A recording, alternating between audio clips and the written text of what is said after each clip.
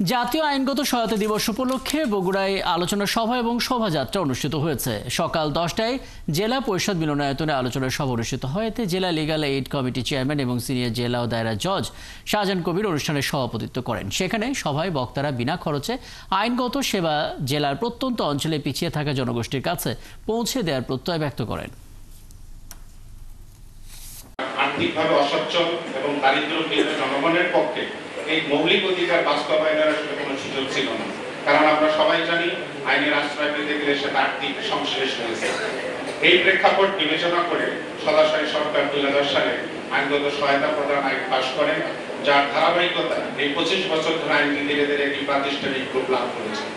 সরকারের এই উদ্যোগকে সফল করার জন্য বরাবরের ন্যায় বাংলাদেশের নিবেদিত প্রাণ একদল বিজ্ঞ আইনজীবী জেলার বিভিন্ন জেলার লিগ্যাল এইড কমিটির সাথে যুক্ত হয়ে প্যানেল আইনজীবী হিসাবে, তারা মানবতার ফেরিওয়ালা হিসাবে সরকারের এই আইনগত সহায়তা প্রদান কার্যক্রমকে সফলতার দ্বারপ্রান্তে নিয়ে যাচ্ছেন।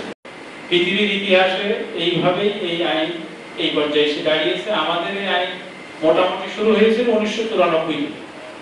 এটা সার্কুলার বেস ছিল, 2000 সালে আইনি রূপ নেয়, তারপরে অনেক বিধি হয়েছে, এখন কার্যক্রম অনেক পরিব্যাপ্ত। তবে সমস্যা হলো যে আমাদের অফিসের অবস্থান, একজন মাত্র অফিসার, ওই তার সহকারীও খুব কম। আর আমিও মনে মনে ফিল করি ভীষণ ভাবে, যেটা ইউনিয়ন পর্যায়ে আমাদের কমিটি আছে, আমরা দেখভাল করতে পারি না, উপজেলা পর্যায়ে কমিটি আছে, দেখভাল করতে পারি। এই কার্যক্রম যদি আমরা শহর বেশ না রেখে ইউনিয়ন, ওই সাদিয়াকান্তের রিমোট এরিয়া, আরো যত রিমোট এরিয়া আছে বগুড়ায়, যদি আমরা চালাইতে পারি, আমি আর সকলকেই বলবো যে আপনারা অন্তত এই বাণীটা পৌঁছে দেবেন।